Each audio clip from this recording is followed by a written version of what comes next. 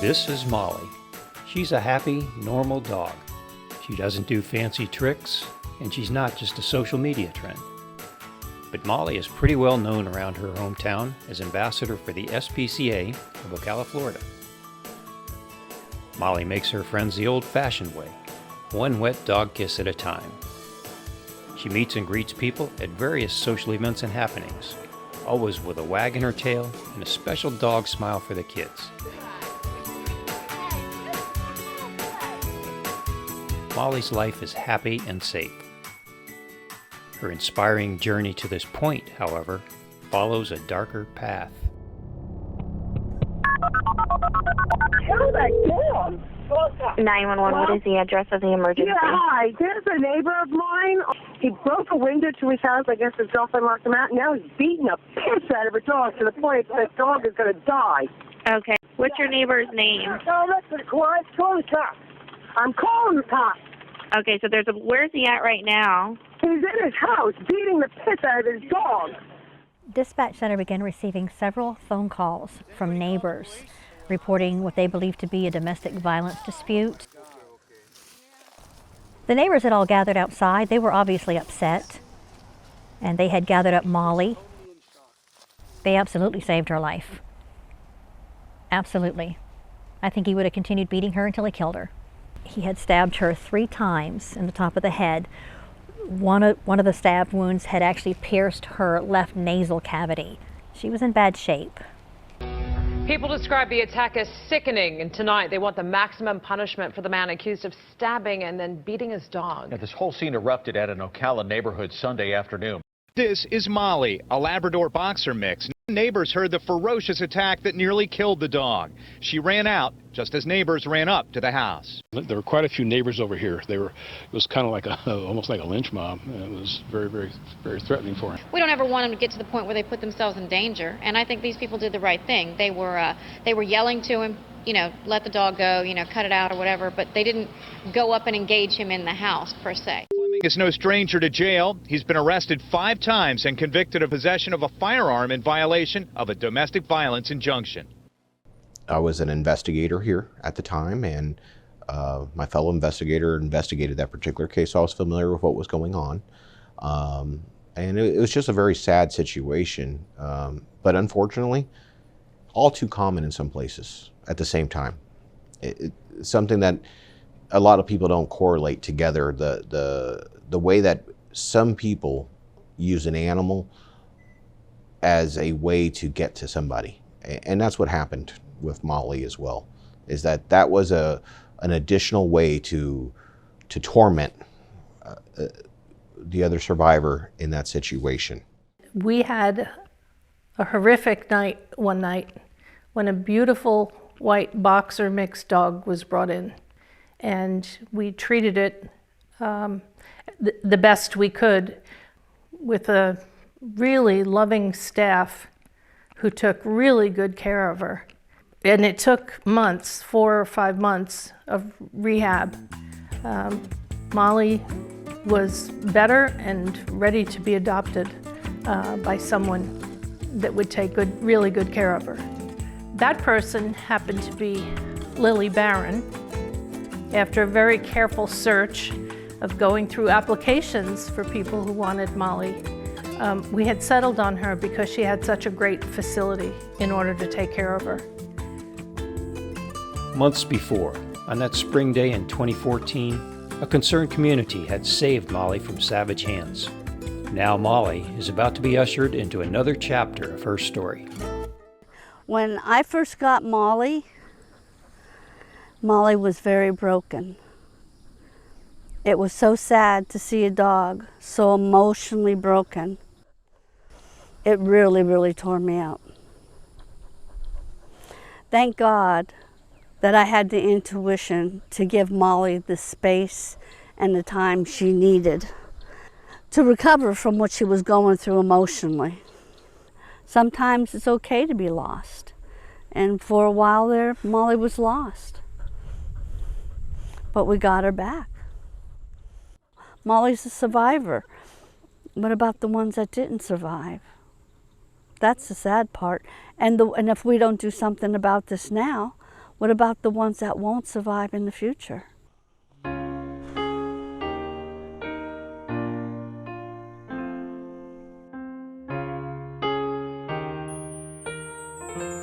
In 2015, I had a woman come into the office at the Animal Center and asked to speak with me, and her name was Linda Littlewolf. She was quite an author and storyteller, and quite a character. She came to me with this idea of starting an animal abuser registry. We formed a blue ribbon committee with the Sheriff's Department, our own legal department, the Ocala Police Department. We met for several months and hashed out different ideas of where we could go with this. And one of the biggest problems we had was who was going to be in charge of this, and nobody really wanted to be in charge. So Marion County Animal Services became the owner of this. I was actually tasked by the previous director on doing research, researching this item, Animal Abuser Registry, so that's what I dived into. And several boxes later and a couple months of late nights and just really looking at how are people applying it in different places and what is it that our community wants. We wanted a enforcement aspect. We wanted TIF to be able to ensure that it wasn't just letting people know this person's an abuser, that this person violates these rules, there's consequences. So yes, they got to register every year. They're not allowed to own or live with anybody who has animals at the time. It's common sense. So many people had a hand in it, trying to get this off the ground and working, and it is. County commissioners heard a constituency ignited. Support for the Animal Abuser Registry proposal was undeniable. Today, Americans hold the humane treatment of animals as a personal value. It's reflected in all of our cultural practices. Not only do 165 million animals share our homes, but they are regarded as members of the family. In fact, a nationwide study revealed that 96% of Americans believe we have a moral duty and obligation to protect animals, and we should have strong laws to do so. There is currently no means of ensuring that animals are not placed into the hands of convicted animal abusers. Animal abuse is both a predictor and an indicator of other forms of violence, such as domestic violence, spousal abuse, child abuse, abuse of the elderly, more violent crimes in the community, and the sexual crime of rape. 63% of aggressive inmates had deliberately hurt animals as a child. 70% of animal abusers also have other criminal records. 88% of families investigated for physical child abuse had abused and neglected animals. It has been documented by prosecuting attorneys that 80% of the perpetrators of animal cruelty will reoffend within 1 year. Other statistics show that in some classes of animal abuse, such as hoarding, there is nearly a 100% recidivism rate. Molly's Law would be an absolutely essential tool to inform law enforcement, animal control and services, pounds, shelters, humane societies, pet stores, pet breeders, and the public that offenders are not fit to buy or adopt any animal. We must embrace positive change because a society is judged by the way it treats those who are most vulnerable. And the creation of Molly's Law will send a strong message to do the right thing to protect animals and humans alike. So Molly's Law in particular was very important to me because I was just so touched by Molly and her story. While we were going through the process, we had many people come to the podium to speak regarding the reasons why we needed an animal abuser registry. And they're all so very passionate about their animals and about making sure that this happened. There was a lot of very happy, some emotional, jubilant people when that animal abuser registry passed. It really was a great day. I want to give kudos to all 5 of our county commissioners who have taken a strong stance against animal abuse in our county. And their focus this month is on the Animal Abuser Registry. Molly is an American boxer Labrador mix who was brutally beaten and stabbed by an individual. Molly survived and became the ambassador of Molly's Law. Molly really became an ambassador for this law, this new ordinance, because of what she had been through. And Lily took hold of that whole idea, a year after she adopted Molly and ran with it. She took that dog to parades and flea markets and commission meetings, and she had Molly everywhere. Talk about being an ambassador for something. Because that wasn't part of the deal when she adopted her in 2014. We went everywhere with that dog, but Molly and Lily were just a fabulous team. We really couldn't have picked anybody better to adopt her because she really ran with the whole idea. And still does. Everybody in town knows Molly. Now she's got a billboard. So it couldn't have worked out better because she was the person that Molly was destined to be with. Good morning to you both. Good morning. Good morning. We're here, Lily, because of Molly. Tell us a little background on Molly. We don't want to get into the whole story, but tell us a little background on Molly and why she's so special. Molly was a dog here in Marion County that got stabbed in the head 3 times and beat by her owner, who ended up being a very high-profile case here in Marion County, where the residents got together and went before the Board of County Commissioners, and they have decided they wanted an animal abuser registry. And fortunately, the community came together, the commissioners came together, and we got it done. So this was a community project then from the very beginning. Absolutely. It wasn't just you dealing with Molly. It was a community effort to get this up to the county commissioners, and then it was an effort by the county commissioners to then follow through with this registry. They all agreed on it. There was no backlash with this. They heard the residents. Animal abuse leads to human abuse, and one thing led to another, and we did it. We got it done. This registry is the pet equivalent of the sexual registry, where sexual predators get put on a list. It's so that they can't adopt another animal and abuse it again. Am I understanding that correctly? You're absolutely correct. So, some of the stipulations in this ordinance requires people not to own animals, work with them, anything of that nature. So it's protecting our pets. But the sexual registry is nationwide, statewide and nationwide. Our animal abuse registry is Marion County. Yes, that's the problem right now, is that you can drive over the county line and the animal abuser registry is not in effect. So our goal is to get it passed statewide and bring this to the attention of the nation and start a nationwide animal abuser registry. This needs to be a national movement. Jim, how big a deal would this be if it was, now we have a county registry, but even a state registry? How big would that be in helping you and your staff do your job more effectively? It would be massive, and not just for us, for the fellow agencies throughout the state. I don't know about you, but me, I come home and the dogs greet me before my wife or kids. Yeah. Right? Yeah. I have 4 of them, and they meet me at the door before I can get to my fiance. Yeah, absolutely. I mean, the unconditional love that a pet gives us, we can't speak enough about that, right? So that's why it's so important to be able to ensure that they're protected across the board, not just here in Marion County, but spreading this out, especially to other communities that may not be ready for this at the moment or feel that they're ready for it. But the reality is it's occurring there. So this is just a tool to help protect our pets, but it also at the same time, what people don't realize is protecting our community. I think it's a great cause and one that I champion along with you. So thanks for what both of you are doing for the community, and thanks for coming in and shedding a little light on this today. Well, thank you. Thank you for having us.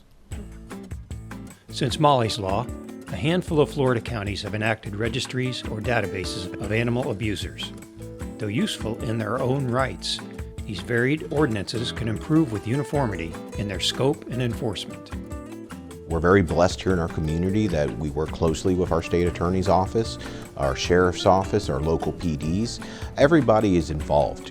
Some places, from what I understand, they don't have that kind of participation, and that could be a challenge in that community. everybody knows about Molly's Law.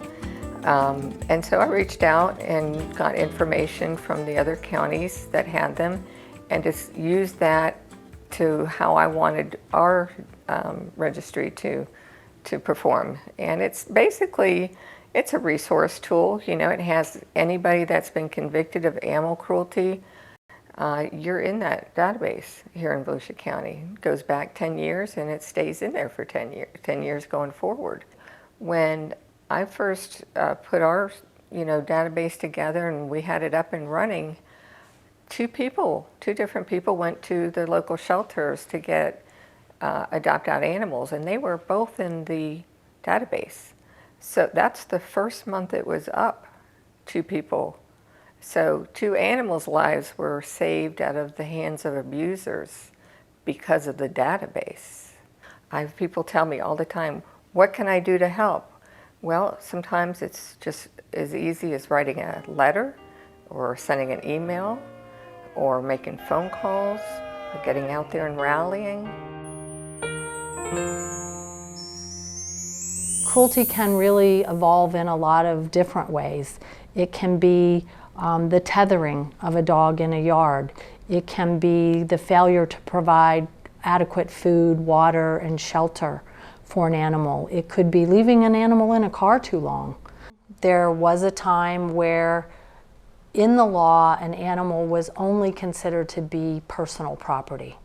So the equivalent really of a table or a chair. You can't put a value on a life. So I believe that the law is really starting to make some strides in that regard. You've seen that evolution, and just in my time in this business, I've seen the evolution significantly change from something that was not a concern for a lot of people to something that's on the forefront of a lot of people's minds.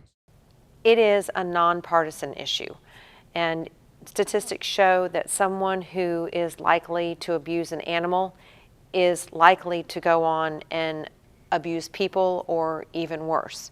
And so having this registry set up so that it could be cross-referenced from county to county would be a great step forward in raising awareness for animal abuse.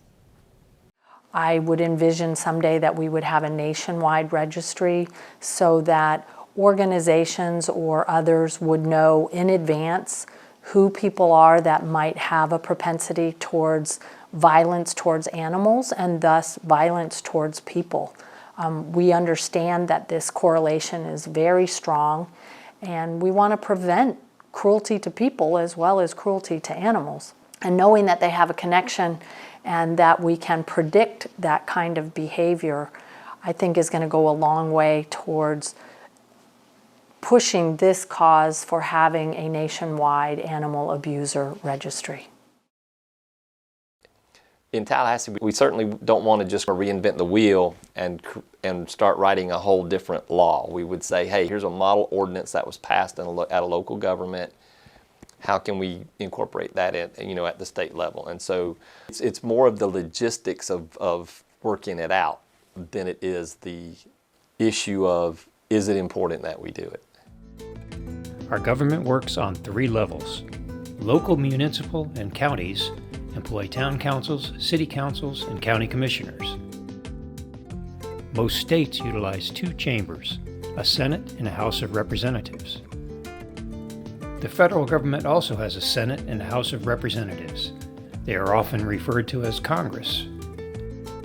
A legislative session is when an active legislature holds hearings and votes on legislation. Legislation is simply proposed law. Making law is a public process that anyone, especially constituents, can impact. Lobbying is attempting to influence the decisions of elected officials. It is an integral part of the lawmaking process. Lobbying can be done by professionals or contract lobbyists, interest groups and stakeholders, advocates, and constituents like you, whose voice is often the most important in the process. The most effective way you can lobby is to get to know your legislators personally. Use social media, email notices, and letters to the editor to gain support. Encourage friends and family to become involved. Know your issue. Be prepared and expect opposition. Elected officials work for you and would like to hear your input. This is something that, your local lawmakers should be happy to support and to get the folks that are needed to participate to create something that works for your community. I feel like we have the infrastructure already in place to have a nationwide animal abuser registry. It feels like sometimes that there shouldn't be a barrier to making this happen. It almost feels like if we know who the animal abusers are, if we know who the domestic violence abusers are, and we know who the sexual abusers are, we already have that database. I think we should adopt a motto when it comes to animals of we can do better. It takes perseverance and support to impact laws statewide. Are you ready, girl? Let's do this. The journey can be a long, uphill climb. Molly is facing challenges of her age and history. Her time as ambassador will soon end. At this recording, it has been over 7 years since Molly was so brutally attacked. The scars on her head have faded. The deeper scars of her heart have also softened.